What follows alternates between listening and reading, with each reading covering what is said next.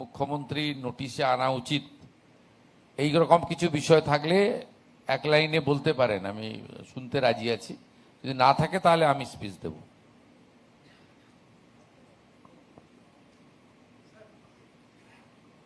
Mic দেন না, hand mic, cordless দেন, পরিচয় দিয়ে বলুন।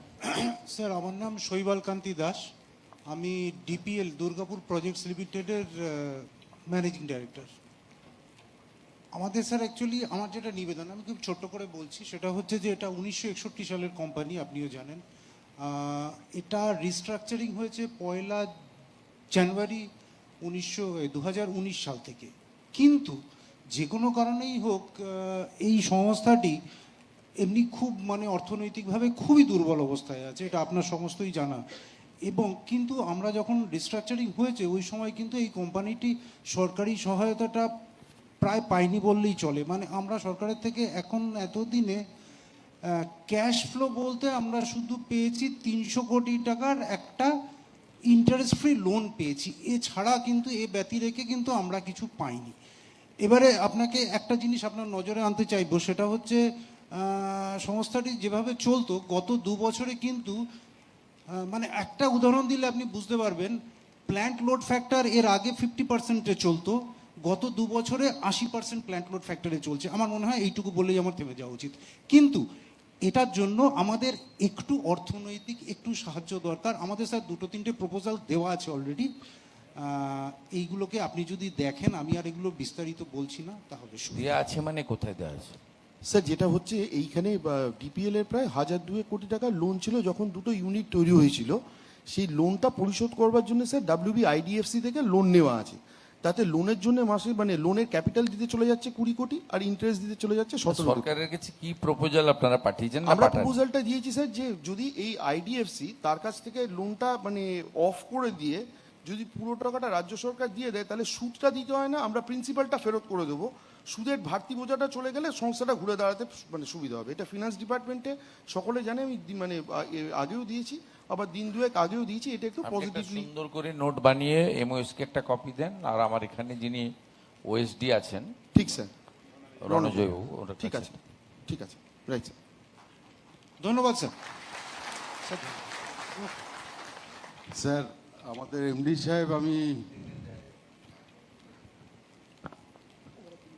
আমাদের এমডি সাহেব যেখান থেকে বললেন, আমি সেইখানেরই জেনারেল ম্যানেজার। একই ইস্যুতে দুবার বলেন। একটু ইস্যু নয় স্যার, আমার একটা অন্য ইস্যু আছে, যে স্যার ইন্ডাস্ট্রিয়াল রিলেশন নিয়ে শ্রমিক এবং ইন্ডাস্ট্রিয়াল রিলেশন স্যার, ওই নিয়ে ইউনিয়ন এবং ম্যানেজমেন্টের একটা যদি ইউনিফাইড কোড তৈরি করে দেওয়া যায়, সেরকম কিছু, যেখানে কিভাবে আমরা সম্পর্ক কীভাবে ঠিক রাখবো, সেইভাবে যদি একটা ইউনিফাইড কোড করে দেওয়া হয়, তাহলে শিল্প আরও ভালো চলবে বলে আমার মনে হয়। ইউনিফাইড কোডটা কি স্যার, একটা গ্রিভেন্স রিড্রেসাল কমিটি বা quality management redressal committee for what? For the better industrial relation sir. শ্রমিক এবং ম্যানেজমেন্টের সঙ্গে ইউনিয়নের সাথে সম্পর্ক যাতে ভালো। শ্রমিক কি থার্ড পার্টি? না স্যার। ডাইরেক্ট এমপ্লয়ি স্যার, অর্গানাইজেশনের ডাইরেক্ট এমপ্লয়ি। হ্যাঁ স্যার। প্রিন্সিপাল এমপ্লয়ি কি আমরা, সরকার? স্যার, কিছু আমরাও আছি, কিছু কন্ট্রাক্ট লেবারও আছে স্যার। না, এটা লেবার ডিপার্টমেন্টের কাজ। দেখুন, আচ্ছা স্যার, লেবার আপনি অ্যাডমিনিস্ট্রেটিভ হ্যাজার্ডস থাকলে আমাকে বলবেন, আমি করে দেবো। ঠিক আছে, ধন্যবাদ স্যার। যেটা লেবার ডিপার্টমেন্টের কাজ সেটা আমি করতে পারবো। Okay sir, thank you sir.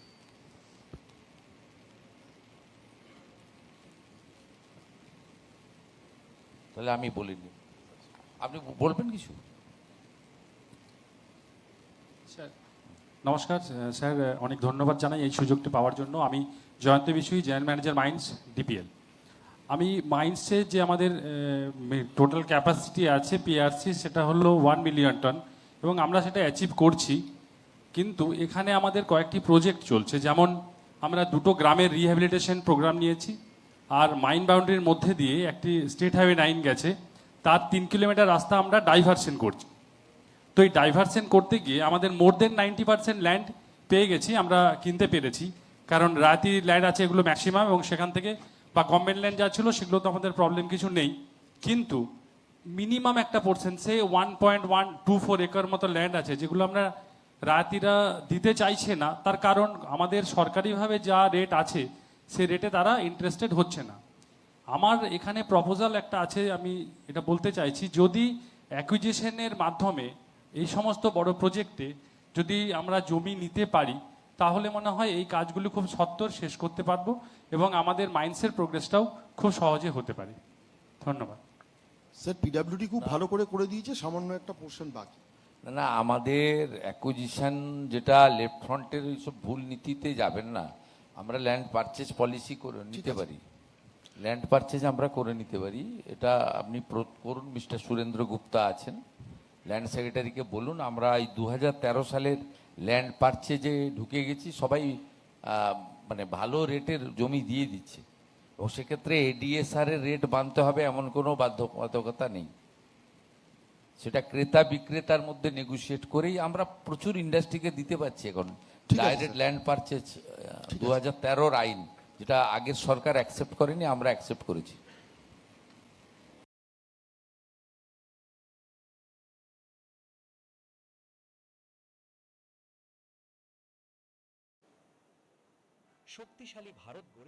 আমরা আপনাদেরকে লাইভ দেখাচ্ছিলাম, বিদ্যুৎ ভবনে মুখ্যমন্ত্রী গেছেন এবং সেখানে কর্মসূচিতে অংশগ্রহণ করছেন। ওখানে উপস্থিত আধিকারিক যারা আছেন তাদের সঙ্গে কথা বলছেন, তাদের বিভিন্ন বিষয়গুলো মুখ্যমন্ত্রী শুনছেন। আর একেবারে আমাদের সঙ্গে আছেন লাইভ ছবি আপনাদেরকে আমরা একটু আগে দেখাচ্ছিলাম। এবং আমাদের সঙ্গে আছেন স্বামী বিবেকানন্দের পৈতৃক বাসভবন। বিদ্যুৎ চুরি রুখতে বিশেষ অ্যাপ চালু করতে চলেছে রাজ্য সরকার। এবং পূজনীয় স্বামী শুদ্ধ ভাবানন্দ মহারাজ। আমাদের আজকের এই আলোচনা সভায় মাননীয় মুখ্যমন্ত্রীর সঙ্গে আমাদের থাকছেন বিদ্যুৎ দপ্তরের মাননীয় প্রধান সচিব শ্রী শান্তনু বসু মহাশয় এবং পশ্চিমবঙ্গ বিদ্যুৎ উন্নয়ন নিগমের CMD Shri P B Selim sir. আমরা অত্যন্ত সভা এবং দপ্তর বন্টনের মধ্য দিয়ে যে দপ্তরগুলি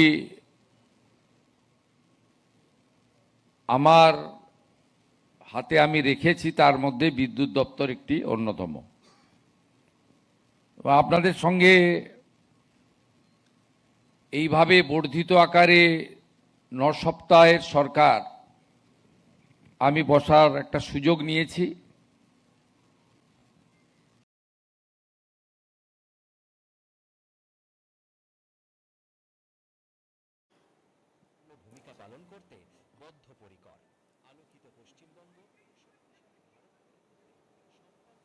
বিদ্যুৎ দপ্তর রাজ্যের প্রধান বিদ্যুৎ উৎপাদন সংস্থা। বিদ্যুৎ ভবনে মুখ্যমন্ত্রী, বিদ্যুৎ চুরি রুখতে বিশেষ অ্যাপ রাজ্যের তরফ থেকে। উনি নিজেও একটি রাজনৈতিক পরিবারের সদস্য। উনার মাতৃদেবী দীর্ঘদিন মন্ত্রী ছিলেন এই রাজ্যের, পেশায় শিক্ষিকা শ্রীমতী গার্গী ঘোষ মহোদয়া। তাকে আমি যথাযথ সম্মান জানাই এবং প্রিন্সিপাল সেক্রেটারি আধিকারিকদেরকেও আমি বলি, কারণ উনি বেশি সময় দেবেন। Monitoring, review meeting, project visit করা, এগুলো উনি অনেকটাই আমার পক্ষ থেকে করবেন এবং নিজের দায়িত্ব অনুযায়ী করবেন। ওনাকে সকলে সহযোগিতা করবেন, সম্মান দেবেন। যে বিষয়গুলো আমার গোচরে আনা দরকার সেগুলো উনিও আনবেন, প্রধান সচিবও আনবেন। ওনাকে আমি বিশেষভাবে ধন্যবাদ এবং অভিনন্দন জানাই। আমাদের প্রিন্সিপাল সেক্রেটারি রয়েছেন, তিনি দীর্ঘদিন এই বিদ্যুৎ দপ্তরে কাজ করছেন নানা আপনার পোস্টে। ওনাকেও আমি অনেক দিন ধরে চিনি, তরুণ অবস্থা থেকে চিনি। খুব কাজের মানুষ, গতিশীল আধিকারিক শান্তনু বসু মহোদয়। আমাদের একাধিক দায়িত্বে আছেন সরকারের, পিডিসিএল এর, WBPDCL এর এমডি এবং আইএস পিবি সেলিম মহোদয়। আমাদের আইপিএস অফিসার জি শ্রীনিবাস আছেন। আমাদের বিধাননগর পুলিশ কমিশনারেটের তরুণ কমিশনার অমিত রাঠোরজি আছেন, আইপিএস। এবং অন্যান্য যারা আছেন, যারা আমাদের এই বসার ব্যবস্থা করে দিয়েছেন, তাদেরকে ধন্যবাদ জানাই। আমি কিছুদিন আগে দপ্তরে রিভিউ করেছি। মাননীয়া গার্গী বোন মহোদয়া তিনি একটু ট্যুরে ছিলেন বাইরে, কিছু তার আস্থার জায়গায় মন্দির ভিজিট ছিল বাইরের রাজ্যে। বাকি আধিকারিকদের নিয়ে চিফ সেক্রেটারি, ফিনান্স সেক্রেটারি আমরা বসে অনেকগুলো চালু কাজ এবং আগামী দিনে কি করতে চাই অনেক ডিসকাশন শুধু নয়, ডিসিশনও আমরা নিয়েছি। আস্তে আস্তে আরো রিভিউ হবে। আমি প্রথমত আপনাদের বলিনি যে বিদ্যুৎ দপ্তর জরুরি পরিষেবা যে সমস্ত দপ্তর দেয় সেই দপ্তরগুলির মধ্যে অন্যতম। অর্থাৎ বিদ্যুৎ দপ্তরের কোনো ছুটির দিন থাকে না, শনি রবিবার থাকে না, পুজো পার্বণ থাকে না, মধ্যরাত্রি বা একেবারে প্রত্যুষে এগুলো কিছুই থাকে না, 24/7। এই দপ্তরের সিরিয়াসনেস এবং সিনসিয়ারিটি, এই দুটো ওয়ার্ড এই দপ্তরের ক্ষেত্রে ভীষণ অ্যাপ্রোপ্রিয়েট। শুধু তাই নয়, একটু আধটু স্লিপ হলে অনেক ধরনের বড় দুর্ঘটনাও ঘটতে পারে, যে ক্ষেত্রে আধিকারিক, ইঞ্জিনিয়ার থেকে শুরু করে সমগ্র সরকার তার ব্যবস্থা, তার ছবি, তার ইমেজ, তার কর্মকুশলতা, তার কর্মদক্ষতার ক্ষেত্রেও প্রশ্নচিহ্ন দেখা দিতে পারে। এই রকম একটি দপ্তর, সেই দপ্তর চালানোর ক্ষেত্রে আপনাদের অগ্রণী ভূমিকাকে আমি প্রথমেই ধন্যবাদ এবং কৃতজ্ঞতা জানাই। আমাদের এই দপ্তর চালানোর ক্ষেত্রে আমার দীর্ঘদিনের জনপ্রতিনিধির অভিজ্ঞতার ভিত্তিতে আমি বলতে পারি, প্রথম যেটা দরকার সেটা হচ্ছে পরিকাঠামো। দ্বিতীয় যেটা দরকার হচ্ছে দক্ষ কর্মী বাহিনী। তৃতীয় যেটা দরকার হচ্ছে আপনার সাপ্লাই চেন, প্রোডাকশন এবং ডিস্ট্রিবিউশন। চতুর্থ যেটা দরকার হচ্ছে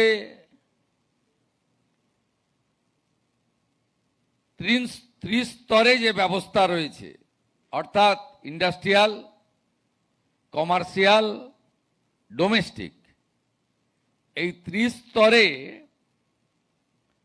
আমাদের ভিন্ন ভিন্ন অর্থনৈতিক রূপরেখা। আমরা যেমন ইন্ডাস্ট্রিকে উৎসাহিত করব, আমরা যেমন কমার্শিয়ালি আমাদের বিদ্যুতের ব্যবহার বা খরচকে বাণিজ্যিকভাবে আমরা গাণিতিক হিসাব করব, একইভাবে ডোমেস্টিকের ক্ষেত্রে আমরা অর্থ থেকেও পরিষেবার দায়বদ্ধতাকে অগ্রাধিকার দেব। আমি খুশি আমাদের যে তিনটি নিগম এখানে রয়েছে, সেই তিনটি নিগমই কম বেশি প্রফিট মেকিং কনসার্ন। তার ফলে আজকে তারা 2% CSR এর কাজ করতে পারছে। আজকে বিশ্ববন্দিত যুব সন্ন্যাসী স্বামী বিবেকানন্দের জন্মস্থান জন্মভিটা সিমলা, সেখানে আপনারা 5 কোটি টাকা দিতে পারলেন নিগমের পক্ষ থেকে। আপনারা প্রফিট করেছিলেন বলে, আপনার সিএসআর এর যে ইয়ারমার্ক করা বাজেট, সেই বাজেটে প্রভিশন ছিল বলেই দিতে পারলেন। এটা দরকার, কারণ ওটা কেবলমাত্র একটা বাড়ি নয়, ওখানে যিনি জন্মগ্রহণ করেছিলেন তিনি ভারতবর্ষকে পৃথিবীর সর্বোচ্চ জায়গায় নিয়ে গেছেন। আমি ক্লাস 11-এ যখন পড়ি, অর্থাৎ 1989 থেকে 12ই জানুয়ারি ওখানে আসি, এবং এর আগে আমি HRBC চেয়ারম্যান যখন ছিলাম তখন ভারত সরকার ওখানে একটি সাংস্কৃতিক কেন্দ্র করে দিয়েছে। 4 কোটি টাকা ব্যয়, 3 কোটি টাকা ভারত সরকার দিয়েছিল, আমি 1 কোটি টাকা HRBCর ফান্ড থেকে দিয়েছিলাম। অর্থাৎ এই ধরনের ভালো কাজ আপনারা করতে পারছেন, আপনারা প্রফিট মেকিং কনসার্ন বলে।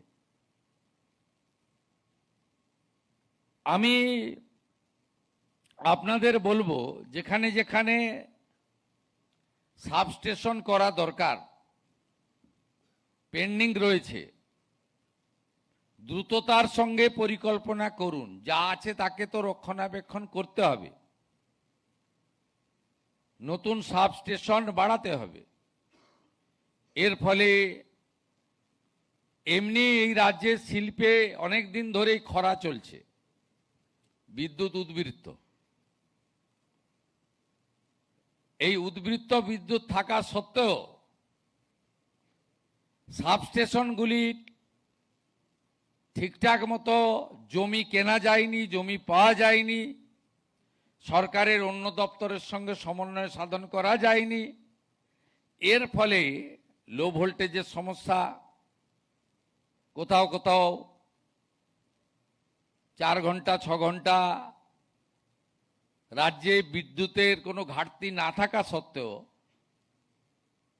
লোডশেডিং নামক বাম জমানার পুরনো একটি শব্দ এখনো কোথাও কোথাও উচ্চারিত হচ্ছে। এটা সরকারের পক্ষে ভালো নয়। সরকার কে চালাচ্ছে, কারা চালাচ্ছেন বড় কথা নয়, বিদ্যুৎ দপ্তর কেমন চলছে এটাই বড় কথা, এবং তার দায়িত্ব আপনাদের। চেয়ারটা তো একই, ব্যক্তির পরিবর্তন হয়, রঙের পরিবর্তন হয়,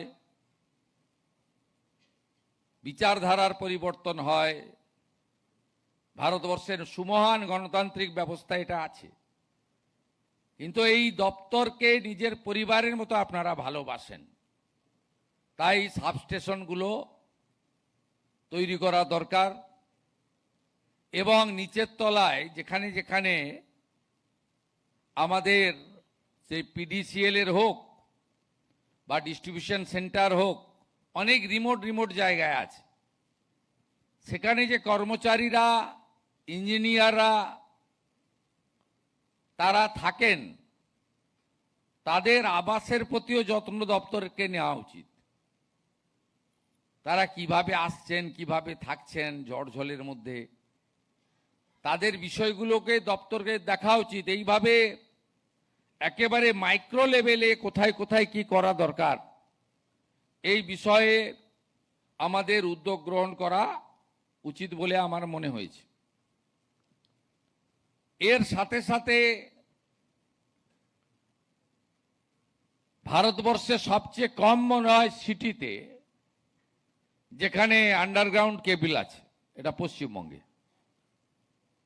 আমরা এটা নজর দিইনি। এটা শুধু বিদ্যুৎ দপ্তরের কাজ নয়, ভারত সরকারের আরবান ডেভেলপমেন্ট মিনিস্ট্রির সঙ্গেও করা যেতে পারে। একটা বিরাট অঙ্কের টাকা পড়ে রয়েছে, পুরো টাকা ওরা দেয় না, কিছু টাকা সফট লোন নিতে হয়, আর ভারত সরকার কিছু টাকা দেয়। তা আমাদের পর্যটন কেন্দ্রগুলো এবং বড় সিটি কর্পোরেশনগুলো, সেই সব জায়গায় আন্ডারগ্রাউন্ড কেবলের কাজ আরো কত বেশি করে করা যায় সে পরিকল্পনারও দপ্তরের নেওয়া উচিত। এবং সবসময় পরিকল্পনা 5 বছরের নেওয়ার কোনো দরকার নেই। এই অর্থবর্ষে আমি কতগুলো কাজ নিতে পারবো, কতগুলো কাজ করতে পারবো, এক্ষেত্রেও আমাদের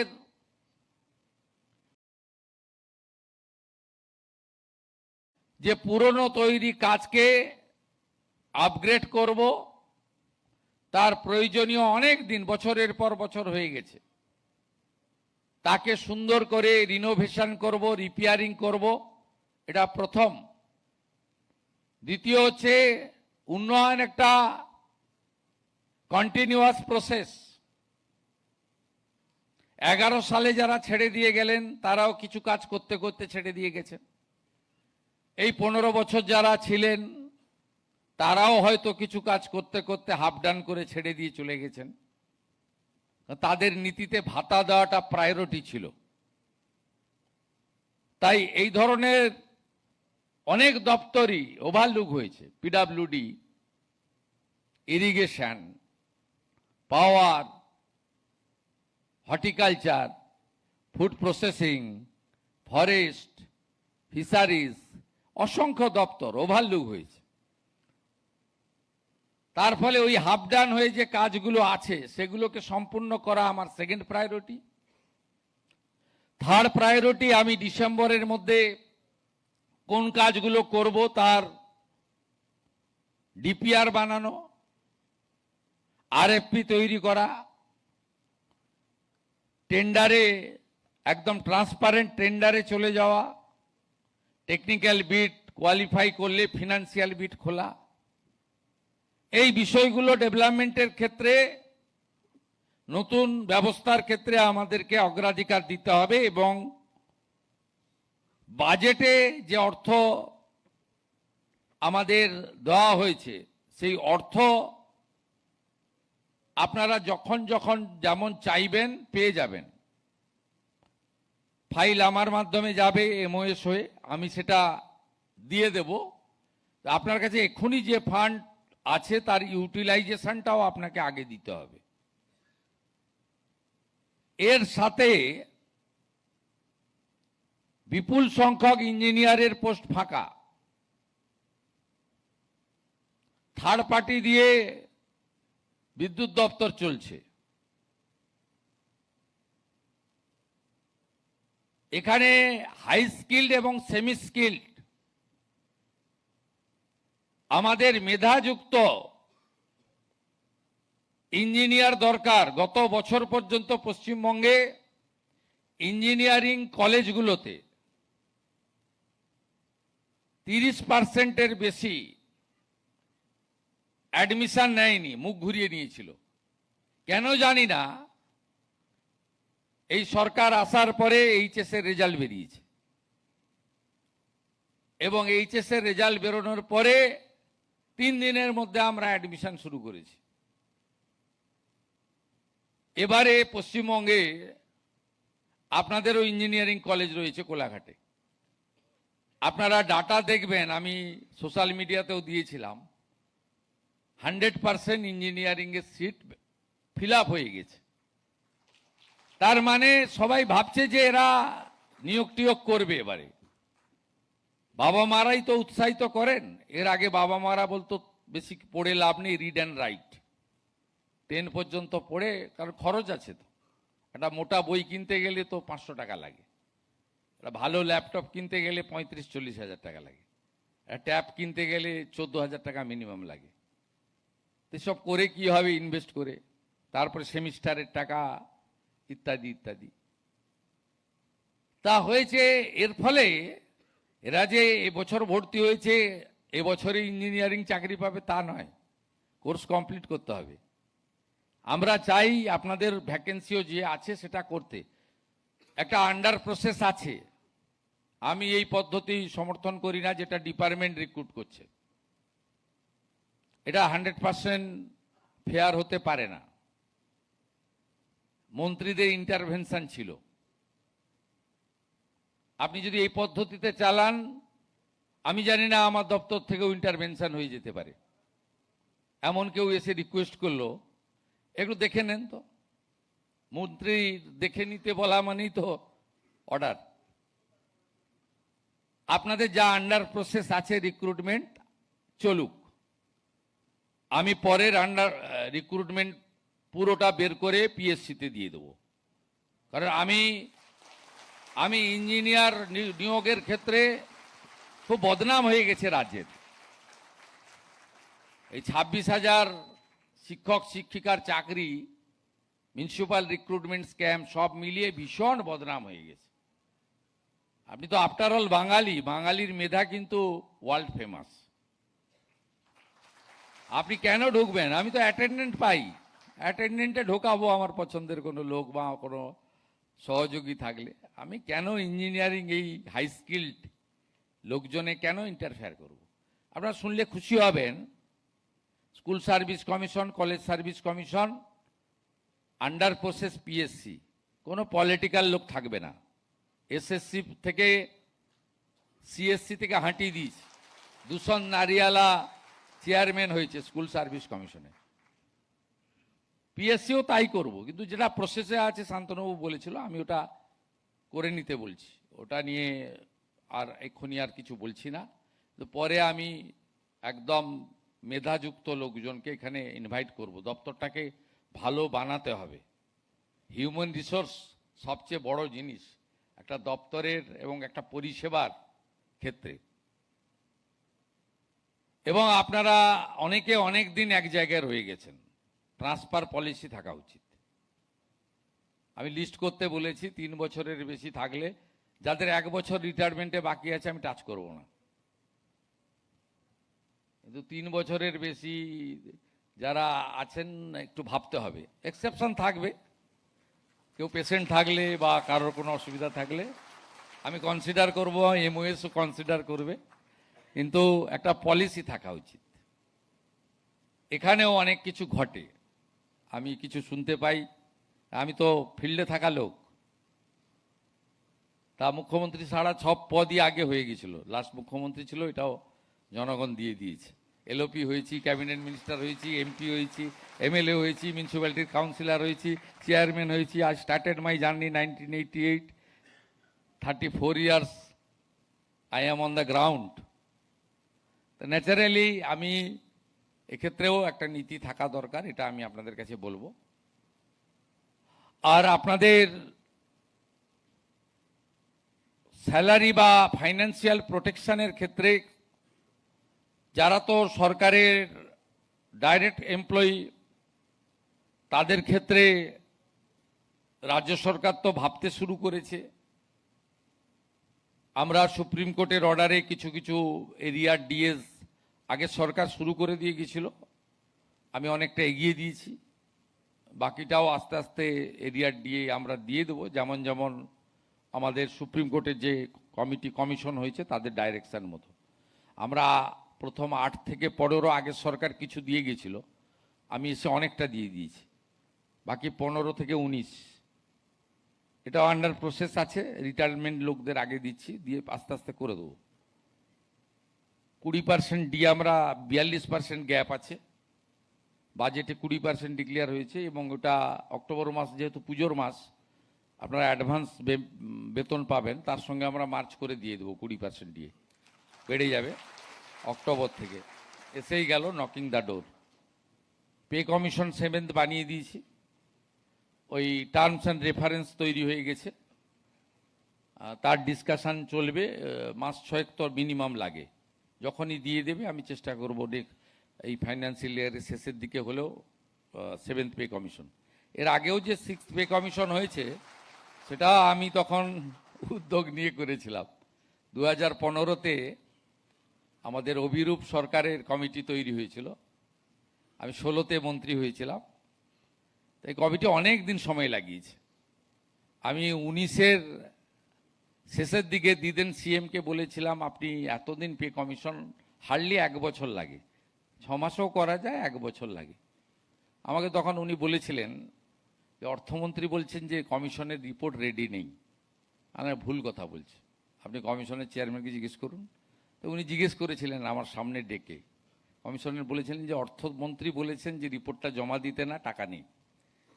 তা আমি বললাম যে এটা আপনি দিয়ে দেন। তা সেই মতো 2020 জানুয়ারিতে 6 পে কমিশন আপনারা পেয়েছিলেন, কিন্তু তাতে ডিএ আপনার তুলে দেওয়া হয়েছিল। এটা তো পরে সুপ্রিম কোর্টের লড়াই, এটা আপনাদের ডিমান্ড, একবারে স্যাট থেকে শুরু করে সুপ্রিম কোর্ট সব জায়গায় জিতেছেন আপনারা। আমারও একটু ছোটোখাটো রোল পিছনে ছিল। যাই হোক, আপনাদের কারোর কোনো অসুবিধা হবে না।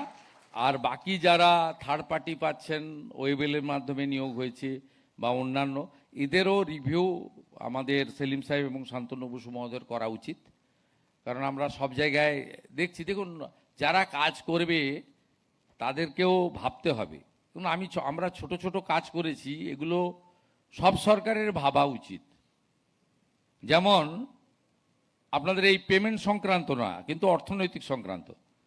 আপনার হাই স্কুলের বাচ্চাদের বা আপার প্রাইমারির বাচ্চাদের মিড ডে মিলের জন্য বরাদ্দ 10 টাকা, প্রাইমারির বাচ্চাদের ছিল 6 টাকা 78। আমরা বললাম যে না, এটা হতে পারে না, ওদেরকেও 10 টাকা দেওয়া উচিত। কেন্দ্র সরকার যদি না দেয়, আমরা ওন ফান্ড থেকে দিব, আমরা 10 টাকা করেছি। এটা ছোট্ট কাজ, বড় কিছু নয়। 2017 সালে হসপিটালে 3 বেলা খাওয়ারের ডায়েটের রেট ছিল 56 টাকা 40। 2017-তে আপনার রিভিউ হয়েছিল 17 আর আজকে 26। আমি পিজিতে গেছিলাম, ওটা আমার ভবানীপুর বিধানসভার মধ্যে পড়ে, আমি রুগী কল্যাণ সমিতির চেয়ারম্যান অ্যাজ এ এমএলএ। আমি পিজিতে গেছিলাম, রুগীরা বলছে সকালে দুপুরেও কুমড়ো, সন্ধ্যাতেও কুমড়ো। আমি বললাম কেন, এমএসভিপিকে জিজ্ঞেস করলাম, বলে 56 টাকা 40 পয়সা 3 বেলা খাওয়ার কিভাবে দেবে। আমি দ্রুততার সঙ্গে ওটাকে 110 টাকা করে দিয়েছি 3 বেলা খাওয়ার। এই যে ছোট ছোট কাজ, বেশি কিছু নয়, কিন্তু এগুলো ভাবতে হবে। নিচের তলায় আপনার যারা মিটার রিডিং নিচ্ছে, যারা করছে, তাদেরকেও ভাবতে হবে যে এই পয়সার উপরে তারা সংসার চালাচ্ছেন। রিভিউ করতে হবে, এবং সেটা নিশ্চয়ই cut your coat according to your cloth. আপনি এমন কিছু সিদ্ধান্ত নিতে পারবেন না যেটা আপনি দিতে পারবেন না। যেমন আপনাদের সঙ্গে কেন্দ্রের যে গ্যাপ, এবার আস্তে আস্তে মেটাবো। আপনারা সবাই ভেবেছিলেন নতুন সরকার এসেছে 42%ই হয়তো একসঙ্গে দিয়ে দিবে।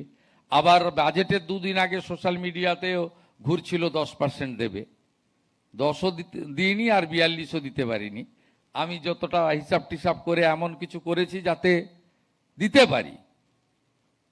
অতএব আগামী দিনে নিশ্চয়ই মেকআপ করে দেবো আমরা আস্তে আস্তে। এইভাবে এই দপ্তরেও আপনারা খুব মন খুলে কাজ করুন, ভয়ভীতি কাটিয়ে ফেলুন। আমি কতগুলো বিষয় আপনাদেরকে বলছি, এগুলো নির্দেশই ধরে নিতে পারেন। একটা হচ্ছে hooking zero, no political intervention. কোনো এমএলএ এমপি, কোনো রুলিং পার্টি বিজেপির লোক আপনাকে ফোন করবে না, করলে আপনার অ্যাকসেপ্ট করারও দরকার নেই। হুকিং জিরো, র্যান্ডাম কাটতে থাকুন। সেকেন্ড, আপনার যে বকেয়া বিল পড়ে রয়েছে ইন্ডাস্ট্রিয়াল আর কমার্শিয়ালের ক্ষেত্রে একদম জিরো টলারেন্স, আদায় করুন, যেভাবে পারেন আদায় করুন। সবচেয়ে বেশি ফাঁকি দিচ্ছে নেতাদের প্রতিষ্ঠানরা। আমি দায়িত্ব নেওয়ার পরে 2 জায়গায় লাইন কেটেছেন, তারপরে কিছু টাকা আদায় হয়েছে। পূর্ব মেদিনীপুরের একটি কাজু নাট ফ্যাক্টরি, আর মালদাতে একজনের প্রাইভেট এডুকেশনাল ইনস্টিটিউশন। তিনি এমএলএ, বড় নেতা, জেলার সভাপতি ছিলেন। পূর্ব মেদিনীপুরেও তিনিও বড় নেতা। টাচ করতে দেয়নি, যখনই গেছেন নোটিশ দিয়েছে, বলছে আমি যে বুঝে নেব। অরূপদার সঙ্গে আমার কথা হয়ে গেছে, আপনি চলে এসছেন ফিরে। অতএব এক্ষেত্রে একদম কারো কথা শুনবেন না। শুধু ডোমেস্টিকের ক্ষেত্রে বলবো, আমরা মানুষ তো, হুঁশ যার আছে সেই মানুষ। ডোমেস্টিকের ক্ষেত্রে অনেকের পরিবারে এমন এমন অসুখ এসে উপস্থিত হয়, তার সব চলে যায়। স্বাভাবিকভাবে ডোমেস্টিকের ক্ষেত্রে নোটিশ দিয়ে বলে জানিয়ে দেখবেন তার পাস্ট পারফরমেন্স ভালো, সব সময় দেয়নি তা নয়, এগুলো বলে বুঝিয়ে করতে হবে। স্মার্ট মিটারের ক্ষেত্রেও তাই।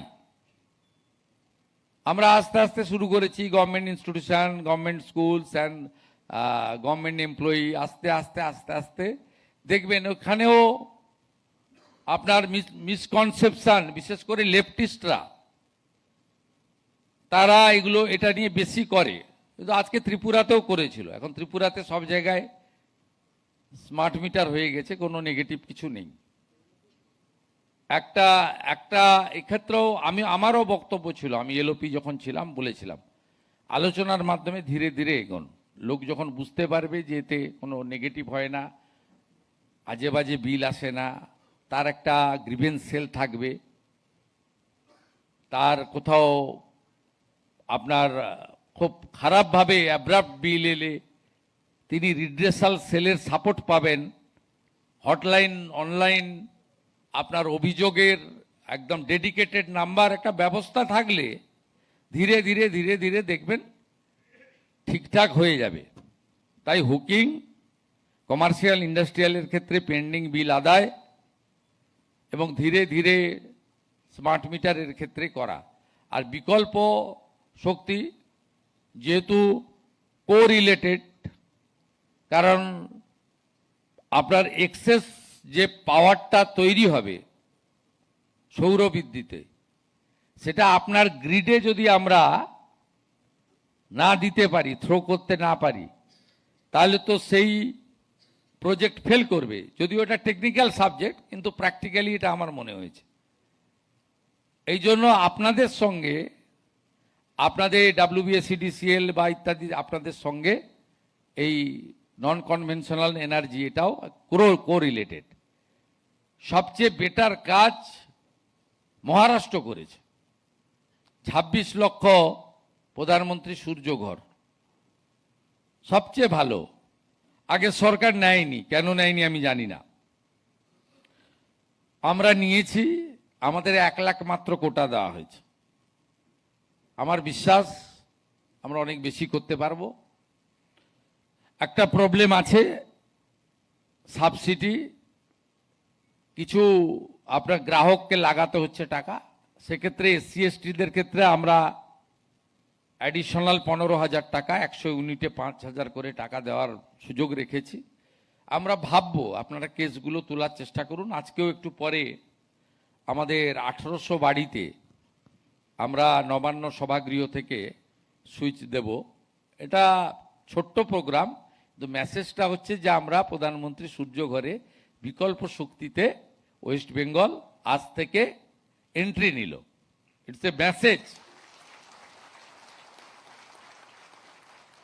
আর সবাই ভালো থাকবেন।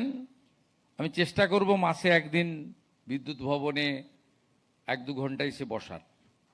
বাকি কমিউনিকেশন থাকবে, MOS বেশি সময় দেবেন, উনি রিভিউ মিটিং টিটিং ডাকবেন, আপনারা কোঅপারেট করবেন, উনি ফিল্ড ভিজিট করবেন, আমার অনেক কাজই উনি করবেন, আর আমাদের টিম রয়েছে, তো কমিউনিকেশন থাকবে।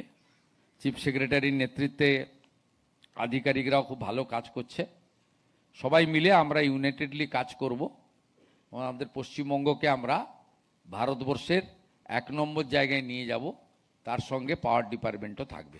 সবাই খুব ভালো থাকবেন। সবাইকে নমস্কার জানিয়ে আমার কথা শেষ করলাম। জয় হিন্দ।